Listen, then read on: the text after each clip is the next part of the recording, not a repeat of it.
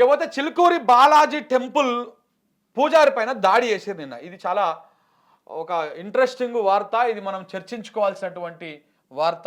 So కాబట్టి ఒకసారి మిత్రులారా చూడండి. చిలుకూరి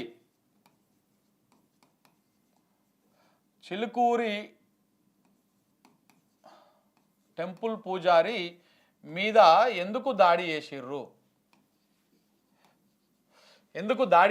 దేనికోసం చేసిర్రు, ఈ కథ ఏంది అనేది ఒకసారి మాట్లాడదాం. ఇది చాలా అంటే తెలంగాణ రాష్ట్రంలో లా అండ్ ఆర్డర్ ఏమైపోయింది అని చెప్పడం కోసం ఆయన పేరు ఏదో ఉంది, ఇక్కడ ఉంది, మీకు చూపిస్తా. అది కూడా ఈయన ఎవరో కొవ్వూరి వీరరాఘవరెడ్డి. ఈ వీరరాఘవరెడ్డి అన్నట్టు ఆయన ఈ రామరాజ్యం అని చెప్పేసి, కలిలో రామరాజ్యం అని చెప్పేసి ఒక సంస్థను ఏర్పాటు చేసిండు, ఒక సంఘాన్ని ఏర్పాటు చేసిండు. ఈ సంఘం ఏం చేస్తుందయ్యా అంటే, వీళ్ళది రామరాజ్యం.net అనేటువంటి వాళ్ళ వెబ్సైట్ కూడా ఉన్నది. అది కూడా మీకు ఓపెన్ చేసి చూపిస్తా. ఇదంతా కొంత విచిత్రంగా ఉన్నది. రామరాజ్యం అనేటువంటి వెబ్సైట్ ఇది, ఈ రామరాజ్యం అనేటువంటి వెబ్సైట్ కూడా ఉన్నది. ఇక్కడ మీకు తెలుగు వర్షన్ కూడా చూపిస్తా. ఇగో వీళ్ళే వాళ్ళు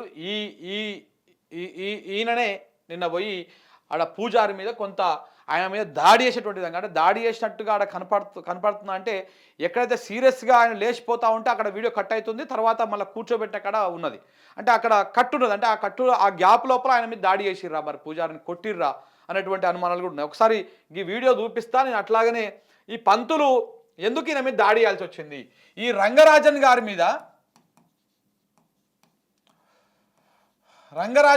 మీద ఎందుకు దాడి చేయాల్సి వచ్చింది, దేనికోసం చేసిర్రు అంటే, ఈయన మరి వాళ్ళు ఈ రామరాజ్యం అనేటువంటి సంస్థ ఉన్నటువంటి వాళ్ళు కొంత వీళ్ళ వాలకము ఇదంతా చూస్తూ ఉంటే వాళ్ళు ఏంటంటే, వీళ్ళు కోర్టులకు వ్యతిరేకంగా మాట్లాడుతూ ఉన్నారు. అంటే వ్యతిరేకంగా మీన్స్ అంటే, కోర్టులు దుష్ట శిక్షణ శిష్ట రక్షణ అని ఉంటుంది కదా, ఇవి కోర్టులు కానీ పోలీసులు కానీ ఏం చేస్తూ ఉన్నాయంటే, దుష్ట శిక్షణ శిష్ట రక్షణ చేస్తలేవు, దుష్ట రక్షణ శిష్ట శిక్షణ చేస్తూ ఉన్నాయి.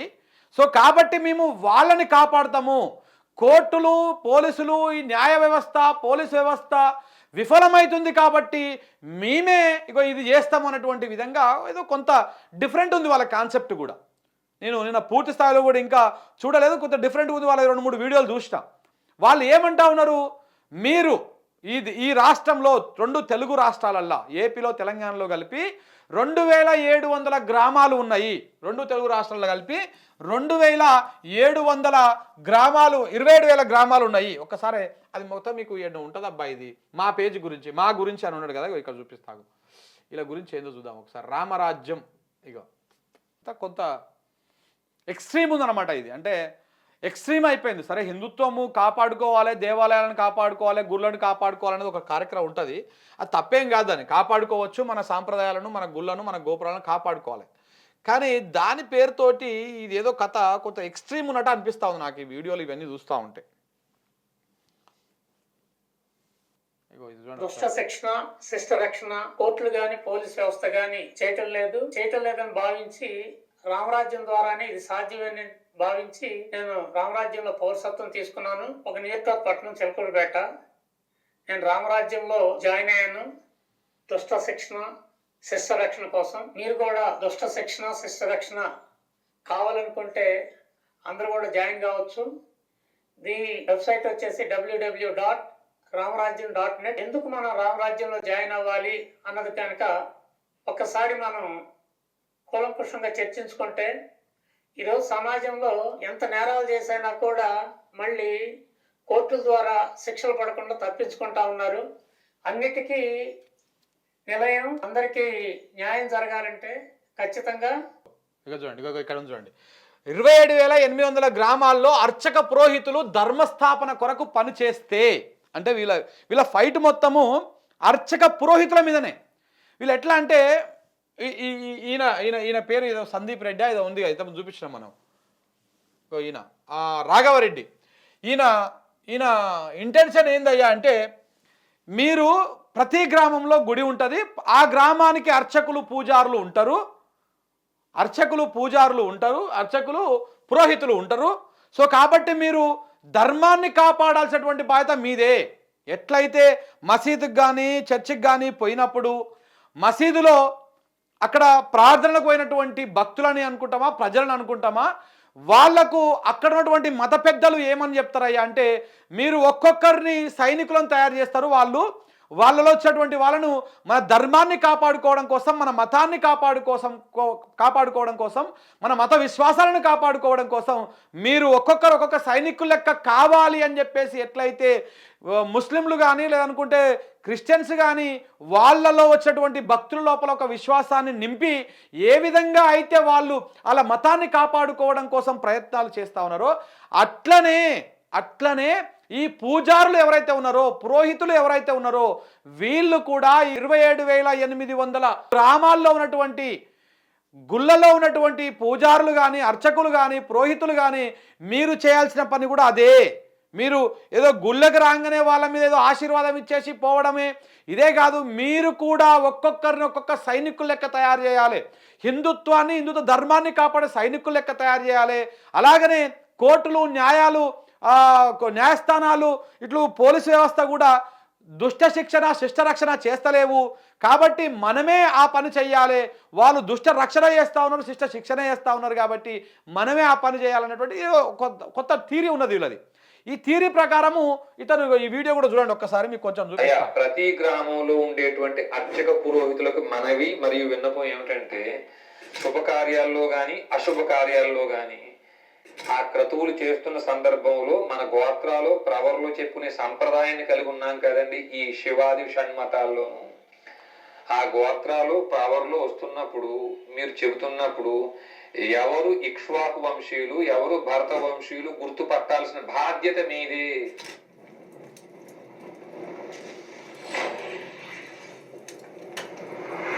ఈ భూమి అంతా ఇక్ష్వాకు వంశీయులదని రాముడు వాలితో అన్నాడని మన పెద్దలు చెప్పగా విన్నాం. యదా యదాహి ధర్మస్య గ్లానిర్భవతి భారత అని అర్జునుడిని కృష్ణుడే స్వయంగా పిలిచాడు. సో ఇట్లా ఒక థీరీ చెప్పుకుంటా ఈ దేశంలో భరతఖండంలో ఉన్నటువంటి అందరూ కూడా ఇక్ష్వాకు వంశీయులే, కాబట్టి అందరూ కూడా హిందువులే, వాళ్ళని మీరు గుర్తు చేయాలి. ఎవరు గుర్తు చేయాలి? ఈ గుళ్ళల్లో ఉన్నటువంటి పంతులు, ఈ పూజారులు, పురోహితులు, అర్చకులు అనే పేరుతో ఎవరైతే ఉన్నారో వాళ్ళే గుర్తు చేయాలి. సో కాబట్టి ఈ పని మీరు చేయడం లేదు, మీరు చెయ్యాలి అని చెప్పేసి ఏదో ఒక డిఫరెంట్ కాన్సెప్ట్ ఉంది. అంటే ఎవరైనా హిందుత్వాన్ని కాపాడదామనేటువంటి వాళ్ళు బేసిక్గా మనం బజరంగ్ దళ్ లేకపోతే రకరకాల హిందూ సంస్థలను చూసినాం. మన దాంట్లో అల్లలో కూడా మన సంబంధించినటువంటి చాలామంది మిత్రులు ఉన్నారు. వాళ్ళు ఏం చేస్తారు, పరమతస్తులు ఎవరైనా హిందువులను కన్వర్ట్ చేసే ప్రయత్నం చేస్తే వాళ్ళని అడ్డగించేటువంటి ప్రయత్నం చేస్తారు. కానీ ఇక్కడ రామరాజ్యం అనేటువంటి ఈ సంస్థ కానీ సంఘం కానీ కొంత డిఫరెంట్గా ఉన్నది. ఎవరైతే హిందువుల గుళ్ళల్లో ఉన్నటువంటి పూజారులు, పురోహితులే మీరే ఇది గుర్తు చేయాలి. మన పూర్వీకులు ఎవరి అదే రాముడి వంశస్థులం మనము. ఈ గోత్రనామాలు ఉన్నాయి కదా, ఇప్పుడు గౌండ్లోలకు సంబంధించినటువంటి గోత్రం కౌండిన్య గోత్రం అని ఉంటుంది. ఈ గోత్రనామాలకు సంబంధించినటువంటి వ్యవహారం అంతా కూడా ఈ గోత్రాలు ఏ గోత్రం, ఇప్పుడు ఇక్ష్వాకు వంశంలో ఉన్నటువంటి వాళ్ళ గోత్రాలు ఏంటివి అనేది గుర్తించి ఇగో వీళ్ళు మీరు మీరు మీరు మీరు వీళ్ళ రాముడికి సంబంధించినటువంటి వంశీయులు, మీ పూర్వులు వాళ్ళు అని చెప్పాలి. హిందుత్వాన్ని కాపాడాలి, మన గుళ్ళను కాపాడాలి. ఒకవైపు 2060 నాటికి ఈ దేశంలో మొత్తము క్రిస్టియన్లను, ముస్లింలను నిండిపోతారనేటువంటి అపోహలు వస్తూ ఉన్నాయి. కాబట్టి మనం ముందుగానే తేరుకోవాలనేటువంటి ఒక డిఫరెంట్ థీరీ ఉంది వీళ్ళది. ఈ థీరీతోటి ఈ గుళ్ళలకు పోయి ఇట్లాంటి కార్యక్రమాలు చేస్తూ ఉన్నారు. వీళ్ళకి సంబంధించినటువంటి ఈ 2-3 ఛానళ్ళు కూడా మీకు చూపిస్తాను, 2-3 వీడియోలు. ఎక్కడ ఇలా యూట్యూబ్ ఇగో చేయడని ఓ భరత వంశీయాన్ని సంబోధించాడని అహంకారంతో కళ్ళు మూసుకుని 77 ఐపీసీలో ఇగో ఈ అంతా కొంత ఎక్స్ట్రీమ్ ఉన్నది. అంటే ఆ ఎక్స్ట్రీమ్ ఎందుకు అట్లా చెప్పాల్సి వస్తుంది అనేది నాకు అర్థమైతలేదు. ఇగో చూడండి, ఒక పంతులతో మాట్లాడుతూ ఉంటాడు ఇతను. ఇది చూడండి. 2040కి మొత్తం అంతా మా మతం మారాల్సిందే, మా మతం మారకపోతే చంపేస్తాం, మొత్తం అంతా మా దేవుడు రాజ్యం చేస్తాం అని కొన్ని సంస్థలు ప్రకటించినాయి. ఒకవేళ 2040కి అది నిజమే అయితే దానికోసం ఎప్పుడైనా మీరు ఆలోచన చేశారో అది నిజమైతే మరి ఈ ఆలయాల పరిస్థితి ఏమిటి, ఈ గోత్రాల పరిస్థితి ఏమిటి, ఈ క్షేత్రాల పరిస్థితి ఏమిటి, ఎప్పుడైనా ఆలోచన చేశారా మహాత్మా? అలాగే మనం చేసేదేమో మనం ఇప్పుడు అంతా భగవంతుడు చూసుకోవాలి కానీ ఇక మన దేవుడిగా అది దుష్ట శిక్షణ శిష్ట రక్షణ మేము చేస్తాం అని బాధ్యత తీసుకున్న కోర్టులు పోలీస్ స్టేషన్లు బంగ్లాదేశ్ లోనూ ఉన్నాయి, కాశ్మీర్ లో కూడా ఉన్నాయి. వారు ఊచకోతకు వస్తున్నప్పుడు ఏ పోలీస్ స్టేషన్లు, ఏ మిలిటరీ, ఏ న్యాయస్థానాలు వారికి ఏమి ఇది చేయాలి అడ్డుకోలేదని వారిని ఏమి. రేపు పొద్దున ఇక్కడనే అదే పరిస్థితి. కాబట్టి స్వామి మనకి 2 రాష్ట్రాల్లో 27,000 గ్రామాలు ఉన్నాయి. సుమారు 2011 లెక్కల ప్రకారంగానే 27,800 గ్రామాలు ఉన్నాయి. ప్రతి గ్రామంలోనూ కూడా ఈ ఆలయ వ్యవస్థ ఇప్పుడు మన పెద్దలు ఏర్పాటు చేసి పెట్టారండి రామాలయం. సో ఇట్లా ఇతను పూజారులనే ఎడ్యుకేట్ చేసేటువంటి ప్రయత్నం, అంటే ఎడ్యుకేట్ చేస్తా ఉన్నాడు, కొంత హుకుం జారీ చేసేటువంటి ప్రయత్నం చేస్తున్నట్టు కనబడతా ఉంది ఈ వ్యవహారంలో. మరి ఈ విషయం లోపల ఈ రంగనాథన్ గారు మరి వీళ్ళకి ఎక్కడ చెడిందో తెలియదు కానీ ఇప్పుడు వాళ్ళ మీదకి పోయి ఇతనే దాడి చేసేటువంటి ప్రయత్నం చేశారు. ఆ వీడియోలు కూడా మీకు చూపిస్తా. ఇది మీకు తీరు తెలవడం కోసం వీళ్ళు పెద్దగా ఒక రిక్రూట్ కార్యక్రమాన్ని కూడా చేసుకున్నారు. చూడండి, ఇగో కలిలో రామరాజ్యం అనేటువంటి సంస్థ పెట్టి మొదట విడతగా 5,000 మంది సైన్యం నియామకం కొరకు ప్రకటన, ధర్మస్థాపన కొరకు భగవద్గీత 4వ అధ్యాయము 7, 8 మరియు 18వ అధ్యాయము 17, 43 శ్లోకముల ప్రకారం ఏర్పాటైన రామరాజ్యం కొరకు భారతదేశంలో ఎక్కడైనా పనిచేయుటకు అవకాశం ఉండి పూర్తి సమయం కేటాయించి సైన్యంలో చేరగోరు వారికి ఆహ్వానము. వాళ్ళకి అర్హత ఏంటిదంటే 10వ తరగతి పాస్ అయినా ఫెయిల్ అయినా పర్వాలేదు, కనీసం 5 కిలోమీటర్లు నడక, 2 కిలోమీటర్లు పరిగెత్తగలిగే శారీరక సామర్థ్యము, భాగవత రామాయణ గీతాదులపైన కనీస అవగాహనతో కూడినటువంటి నమ్మకము, శారీరక మానసిక ఆరోగ్యంతో 20 నుంచి 50 సంవత్సరాల లోపు వయసు వారు ఉండాలి. వీళ్ళకు నెలకు 20,000 జీతం ఇస్తాము, భోజనము ప్లస్ నివాస వసతి సౌకర్యం కూడా కల్పిస్తాము అని చెప్పేసి ఇట్లా ఒక ప్రకటన ఇచ్చుకున్నారు అనమాట. అంటే రిక్రూట్మెంట్ చేసుకుంటున్నారు ఈ సంఘంలో జాయిన్ కావడం కోసం. ఇది చేసేది నడిపించేదంతా కూడా కొవ్వూరు వీర రాఘవరెడ్డి ఈయన ఎవరో మరి ఆయన. సో ఈయన గతంలో ఇప్పుడు ఇతనే ఇక్కడ చూడండి, మీరు ఒకసారి అర్థమవుతుంది. ఇగో వీళ్ళే వాళ్ళు ఈ కారు దిగిపోతారు చూడండి ఇప్పుడు అందరూ. ఇగోగా ఇట్లా ఆయన దగ్గరికి పోతా ఉన్నారు. ఇదంతా డిఫరెంట్ డ్రెస్సింగ్ సెన్స్ ఇవన్నీ రకరకాలుగా ఉన్నది. ఏందో ఇది మొత్తం బ్లాక్ వేసుకున్నారు, కండువాలు మెడలు వేసుకున్నారు. ఇగో లైన్గా సీరియల్ ప్రకారం పోతా ఉన్నారు. వాళ్ళందరూ వీళ్ళే, ఈ దాడి చేసినటువంటి వాళ్ళల్లో ఉన్నటువంటి వాళ్ళు వీళ్ళే. ఇక ఆయన ఎట్లా మాట్లాడుతూ ఉన్నాడో కొంత లెద్ది ఉన్న చూడండి. దానికోసమే ఒక రామరాజ్యం అని చెప్పి భగవద్గీత 4వ అధ్యాయం 7 శ్లోకాల ప్రకారంగా ఒక పెద్ద ఏర్పాటు చేసి దాంట్లో మమ్మల్ని అందరినీ భాగస్వామ్యం చేసి ఒకసారి తమ్ముడు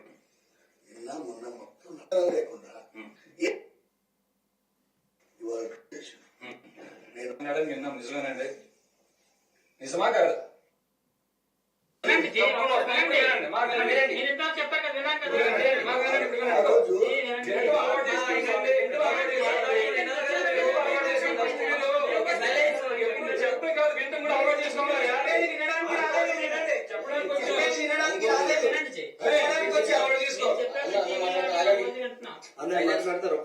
భూమి అంతా ఇక్ష్వాకు వంశీయులను బ్రాహ్మణ అన్నాడని విన్నాం. నిజమేనండి? నిజమా కాదు? మొత్తం అఖిలాండగోడి బ్రహ్మాండగోడు ఆయన నాయకుడు ఆయనే. ఈ మాట అడిగి చెప్పండి. ఈ భూమి అంతా ఇక్ష్వాకు వంశీయులని రాముడు అన్నమాట నిజమా అబద్ధమా అన్నాడు. ఆ ఇక్ష్వాకు వంశీయులు ఏ గోత్రాల్లో ఉన్నారు? ఇప్పుడు నాకు అడిగని చెప్పు. అడగండి, ప్రశ్నకి సమాధానం చెప్పు. నెక్స్ట్ 2వ ప్రశ్న. మీ ఆలయ పరిధిలో క్షాత్రం కలిగిన వారు భగవద్గీత 18వ అధ్యాయం 43వ శ్లోకంలో శౌర్యం తేజో ధృతిర్దాక్షం విద్య చాపే పలాయనం దానమిశ్వర భావచ క్షాత్రం కర్మస్వభావం అనే లక్షణం కలిగిన వారు ఎంతమంది ఉన్నారు? ఏ గోత్రాల్లో ఉన్నారు? ఈ పని ఎవరు చేయాలి? ఇక్కడ కూర్చొని అక్కడ కట్ అయింది చూసిర్రా, ఆయన లేచి వెళ్ళిపోతా ఉంటే పెద్ద మనిషి ఈ పని ఎవరు చేయాలి? మీరు చేయాలి. మీరు చేయాలి.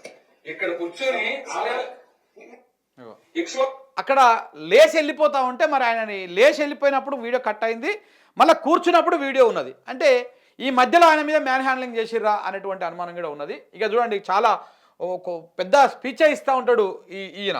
వంశీయులు ఏ గోత్రాలు ఉన్నారో నీకు తెలియదు. నీకు చెప్తున్నావు, హైకోర్టు అంటున్నావు, సుప్రీంకోర్టు అంటున్నావు, నీకు తెలియదా? వాళ్ళకున్న ఇమ్యూనిటీ ఆర్టికల్ 124 సబ్-4 ఎవడైనా ఇప్పుడు దాకా ఏ ప్రధానమంత్రి అయినా ఇంపీచ్ చేయగలిగారా? 77 ఐపీసీ 197 సిఆర్పిసి వాళ్ళ రక్షణ కవచాలు తెలియదా మీకు? భగవద్గీత 18వ అధ్యాయంలో 17వ శ్లోకం ఉన్న యస్య నాహంకృతో భావ బుద్ధి యస్య నలిప్యతే హత్వాపి సహిమాన లోకాన్ని ప్రయోగించే అవకాశం మాకు లేదా?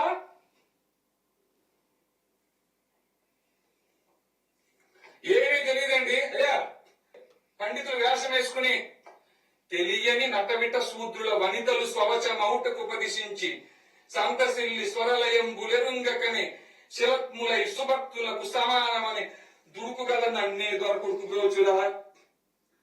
స్వరం తెలియదు. స్వరం తెలుసా? లయ తెలుసా? ఇక్ష్వాకు వంశీయులు ఏ గోత్రాలు ఉన్నారో తెలియదు. క్షాత్రం కలిగిన వారు మీ పరిధిలో ఎంతమంది ఉన్నారో తెలియదు. వైశ్య పరంపర 44వ శ్లోకంలో చెప్పిన వైశ్య కృషి కోరక్ష వాణిజ్యం మీ ఆలయ పరిధిలో ఎంతమంది ఉన్నారో తెలియదు. అన్ని మత ప్రార్థనా మందిరాల్లో బోధిస్తున్నారు ఈ దేశాన్ని ఎలా దోచుకోవాలని. తెలిసినల్లో ఒకటే, బలుపంత ఒకటే, బలుపు అహంకారం ఒకటే. మీ స్వామి ఎప్పుడు ధనుర్బాణాలు పట్టుకొచ్చి మీ మాటలు ఉండడం ఉన్నాడు. ఈ అక్షర పురోహితులు మీ పనిది. మీ ఆలయ పరిధిలో క్షాత్రం కలిగిన వారు ఏ గోత్రాల్లో ఉన్నా, వైశ్య పరంపర వారు ఏ గోత్రాల్లో ఉన్నా ధర్మస్థాపన కోసం కలిలో రామరాజ్యం ఏర్పాటు అయింది. భగవద్గీత 4వ అధ్యాయం 7-8 శ్లోకాల ప్రకారంగా. అయ్యా, వీళ్ళు అనుకుంటున్నారు ఏమిటి? ఆయన నా వల్ల ఎక్కలేదు నాన్న, నేను ఎగ్జామ్లో ఫెయిల్ అయినాను. ఆయన దండం పెడుతున్నాడు, ఏడుస్తా ఉన్నాడు. ఏందో పురోహితులది అర్చకులదే బాధ్యత అని చెప్పేసి ఈయన బోధిస్తూ ఉన్నాడు. అంటే ఈయన ఇంటెన్షన్ ఏంటంటే, ఈ గడ్డమతను మాట్లాడే ఇంటెన్షను, మన గుడికి వచ్చేటువంటి వాళ్ళలో ఇక్ష్వాకు వంశీయుల గోత్రాలు ఎవరెవరు ఉన్నాయి, క్షాత్రియులకు సంబంధించినటువంటి వాళ్ళు ఎవరు, వాళ్ళని మీరు గుర్తించి వాళ్ళకి చెప్తే వాళ్ళు హిందుత్వాన్ని కాపాడతారు అనేటువంటి ఇంటెన్షన్ ఉన్నట్టుగా నాకైతే ప్రాథమికంగా అర్థమైంది. మరి అది ఏందో ఆ ఇంటెన్షన్ పూర్తిగా ఏందో అర్థం కావట్లేదు. కానీ కొంత ప్రొవోక్ అయితే చేస్తూ ఉన్నాడు, కొంత బెదిరించే ధోరణిలో మాత్రం ఆయన మాట్లాడుతున్నది మాత్రం క్లియర్ కట్గా అర్థమవుతా ఉన్నది. ఒకవేళ చెప్పొచ్చు మీరు ఇట్లా చేయాలి పంతులు గారు, మీరు ఇట్లా చేయాలి పూజారి గారు, మీరు ఈ రకంగా చేయాలి పూజారి గారు అని చెప్పవచ్చు. కానీ చెప్పే విధానం ఇది కాదు. చెప్పే విధానము ఇది కాదు. రామరాజ్యం స్థాపన మంచి కోసం జరిగితే తప్పులేదు. కానీ ఆ చెప్పేటువంటి విధానంలో చాలా నువ్వు చెప్తావా సస్తావా అన్నట్టుగానే కొంత బెదిరింపు ధోరణితో ఉన్నది. ఇది కరెక్ట్ కాదు. ఇది హిందుత్వంలో కరెక్ట్ కాదు, ఏ మతంలో కూడా కరెక్ట్ కాదు. ఆయన పని ఆయన చేస్తూ మీరు ఇది చెప్పండి, మంచి పదాలు 2 పదాలు చెప్పండి, 2 మంచి ముక్కలు చెప్పండి అని చెప్పడంలో ఎలాంటి అనుమానం లేదు. కానీ ఈ బెదిరింపు ధోరణి, ఇది అవతల వ్యక్తి చాలా భయానకానికి గురి చేసేటువంటి ధోరణితో చెప్పడం అనేది 200% తప్పది. అది ఎవరైనా తప్పే. ఈయన ఇందులో మాట్లాడితే ఇంకొక మాట అంటాడు చూడండి. చెప్పింది వింటూ నేర్చుకో. ఇలా చూడు, అవకాశం ఇస్తున్నా, ఉగాది వరకు సమయం ఇస్తున్నా నీకు. రామరాజ్ అంతా పక్కన పెట్టు, రామరాజ్య స్థాపన కోసం పనిచేయి. ఆ తర్వాత లేదా ఎవరో కాపాడతారు, ఎవరో చేస్తారు, రిపిటేషన్ ఎస్ఎల్పీలు వేస్ట్, క్యూరేటివ్స్ దాకా ఉన్నాయి, వాళ్ళే దొంగలు.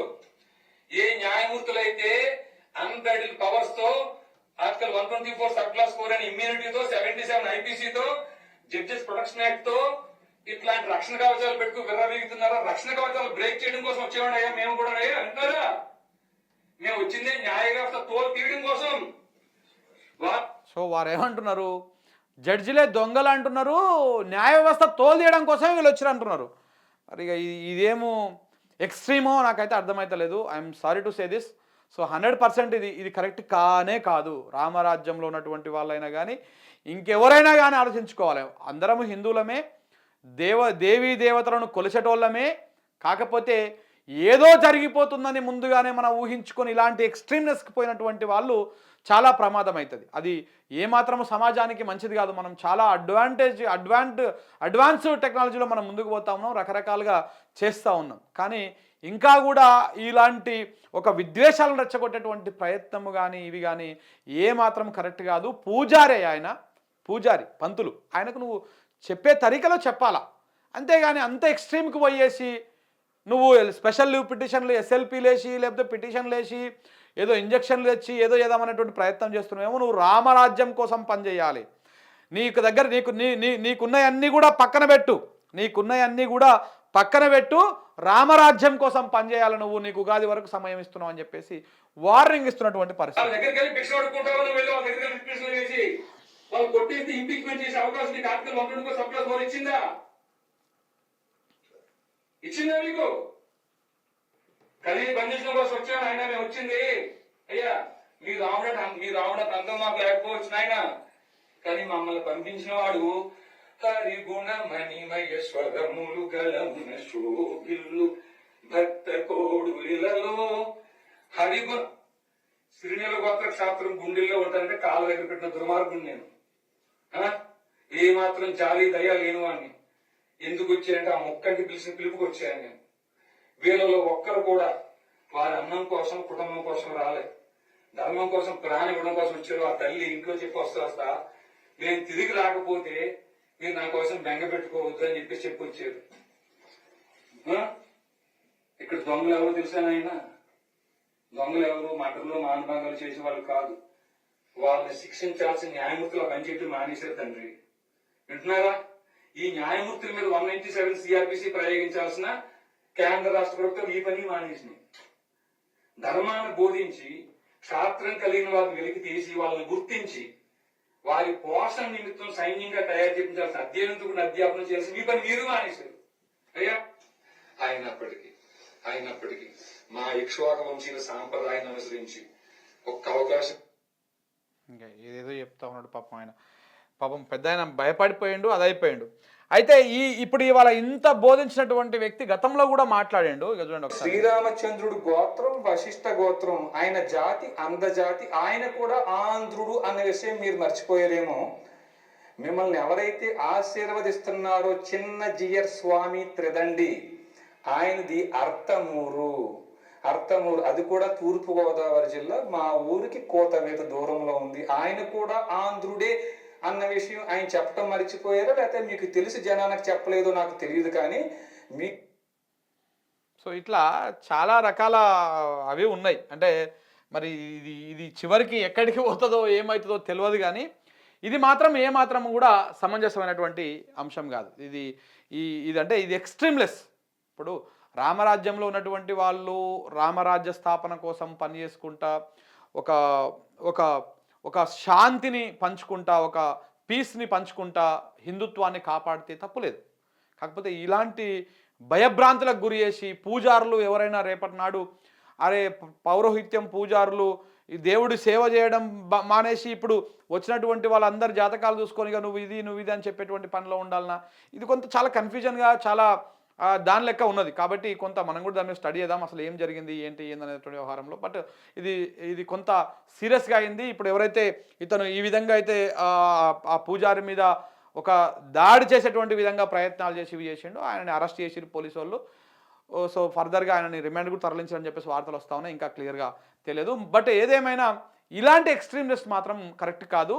అది ఏ మతంలోనైనా ఎవరైనా సరే మనము నిమ్మలంగా చెప్పాలి, ప్రశాంతంగా చెప్పాలి. దాన్ని ఒకవేళ పంతుళ్ళు ఏమైనా తప్పులు చేసేటప్పుడు, పూజారులు పురోహితులు పౌరోహిత్యం చేసేటువంటి వాళ్ళు ఈ అర్చకులు ఏమైనా తప్పులు చేసేటప్పుడు వాళ్ళకి చెప్పేటువంటి విధంగా చెప్పాలి తప్ప ఈ ఎక్స్ట్రీమ్లెస్ మెడ మీద కత్తి పెట్టేసి నువ్వు చేస్తావా సస్తావా అన్నట్టుగా చేస్తే మాత్రం ఇది ఏమాత్రం కూడా కరెక్ట్ కాదు. సభ్య సమాజం దీన్ని యాక్సెప్ట్ చేస్తుందని చెప్పేసి అయితే నేను అనుకోను. సో ఇది దాడి జరిగినటువంటి వ్యవహారము, ఈ కథ కార్ఖానం. సో కాబట్టి తెలంగాణ ప్రజలారా కొంత అప్రమత్తంగా ఉండాలి. ఇట్లాంటివి కొన్ని జరుగుతూ ఉన్నాయి. ఇది మరి ఇప్పుడు ఇంత జరిగింది కదా, బండి సంజయ్ మాట్లాడలే, బీజేపీ వాళ్ళు మాట్లాడలే, మరి ఎవరు మాట్లాడలే. వాళ్ళు పొద్దుగాలు లేస్తే హిందుత్వాన్ని ధర్మాన్ని మేమే కాపాడుతున్నాం మేమే చేస్తున్నాం అని చెప్పేసి ఇటు బీజేపీ వాళ్ళు రకరకాల వ్యక్తులు సంఘాలు మాట్లాడుతూ ఉంటాయి. బట్ కానీ ఈ రంగరాజన్ గారి మీద జరిగినటువంటి దాడి విషయంలో బీజేపీ వాళ్ళు ఎక్కడ కూడా ఇంకా క్లారిటీగా మాట్లాడితే ఏం కనపడతలేదు. మరి ఎందుకు మాట్లాడతలేరు, దేనికోసం మాట్లాడతలేరు, ఇది అర్థం కావట్లేదు. సో కాబట్టి ఇది చాలా ఎక్స్ట్రీమ్ లెస్కి పోతా ఉన్నది. ఇది ఏదైనా సరే నమ్మకం దాని మీద ఉంటుంది. సో కాబట్టి హిందుత్వాన్ని ఎవరు కూడా వ్యతిరేకించడం లేదు. అందరం ఈ దేశంలో మెజారిటీగా 80-90% హిందువులే ఉన్నారు. సో ఆ హిందువులకు ఏదో ప్రమాదం పొంచి ఉన్నదన్నటువంటి దాంట్లో ఇప్పటికే కొంతమంది ఎక్స్ట్రీమ్కి వెళ్ళిపోయి ఏదో అయ్యేటువంటి ప్రయత్నాలు చేస్తారు. కాపాడుకోవడంలో తప్పు లేదు, కానీ అవతల వాళ్ళని ఈ రకంగా బెదిరించి అది చేయడం వల్ల చాలా ప్రమాదం వస్తుంది. రేపటి నాడు సమాజంలో అసమానతలు వచ్చేటువంటి అవకాశం ఉంటుంది. దీని మీద రకరకాల జరిగేటువంటి అవకాశం ఉంటుంది. కాబట్టి రామరాజ్యంలో ఉన్నటువంటి మిత్రులైనా లేకపోతే ఈ బయట ఉన్నటువంటి వాళ్ళైనా కొంత ఆలోచన చేసి సమాజానికి తగ్గట్టుగా ఇన్ఫర్మేషన్ ఇలా చాలా ఫాస్ట్ అయిపోయింది. మీ ఇన్ఫర్మేషన్ ఏదో ఒక సోషల్ మీడియాలో ఒక పేజీ రూపంలో చెప్పండి, ఏం చెప్పాలనుకున్నారు అది కూడా సావధానంగా చెప్పండి. ఎందుకంత ఎక్స్ట్రీమ్కి పోయి చెప్పాల్సిన అవసరం ఏముంది, అందులో ఆ వీడియోలో నుంచి కొంత సెర్చ్ చూసినా బట్ చాలా ఎక్స్ట్రీమ్నెస్ అనిపిస్తూ ఉంది. ఎక్కువగా అదైతా ఉన్నారు. అంటే మనము చట్టాలను వీటిని మనమే సొంతంగా చేతులకు తీసుకోవచ్చు అన్నటువంటి విధంగా అందులో చెప్పినట్టుగా కొంత నాకైతే ప్రాథమికంగా అర్థమైంది. సో కాబట్టి ఇది ఏమాత్రం కరెక్ట్ కాదు. పూజారి గారి మీద జరిగినటువంటి దాడిని ఖండించాల్సింది. అట్ ద సేమ్ టైం ఒకవేళ వీళ్ళ ఉద్దేశం మంచిదే అయినప్పటికీ ఆ చేసే విధానం కరెక్ట్ కాదనేది నా ఇంటెన్షన్. సో కాబట్టి ఇది కొంత సెన్సిటివ్ విషయము, కొంత యాక్చువల్గా దీన్ని నేను మాట్లాడొద్దు అనుకున్నా, బట్ కానీ ఇది కొంత తెలవాలి సమాజానికి. ఇది కరెక్ట్ కాదు, ఎవరు చేసినా కరెక్ట్ కాదన్నటువంటి అంశం తెలవాలి. సో హిందుత్వంలో కూడా మనము హిందుత్వం అంటేనే పీస్ఫుల్గా ఉంటుంది, అన్నీ ఉంటాయి. బట్ కానీ కొంత శాంతి పరంగా మనం ఏదైతే కూల్గా చేస్తేనే అన్నీ నడుస్తూ ఉంటాయి సవ్యంగా. సో కాబట్టి ఆ కార్యక్రమంలో భాగంగా చెప్పడం జరిగింది.